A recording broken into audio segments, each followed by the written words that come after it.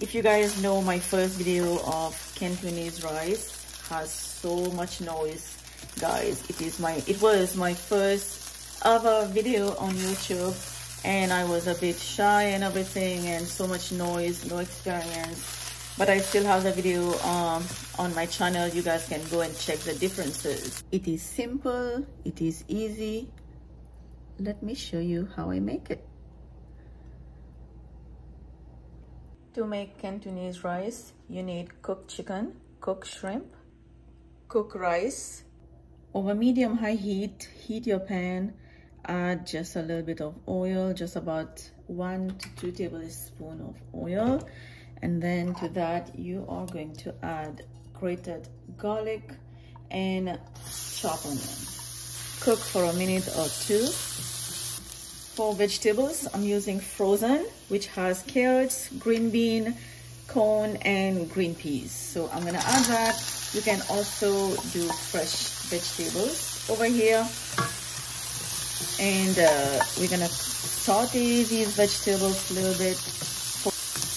In between, I'm adding a little bit of black pepper, which gives this dish a nice taste, nice flavor. Now add the rice. Keep the heat over medium-high. Add some seasoning sauce, which is this. And I'm also gonna add some light soy sauce. Stir. And now we're gonna move the rice all around. Add some oil. And I'm using olive oil, and then I'm gonna add the egg. I'm using 4 eggs.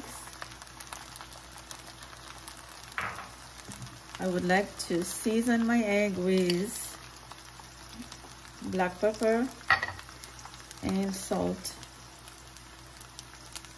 And you can see now within half a minute the scrambled egg is forming. Keep stirring. Now you can mix the rice together with the scrambled egg. Now add cooked shrimp and cooked chicken. Chop green onion. Mix.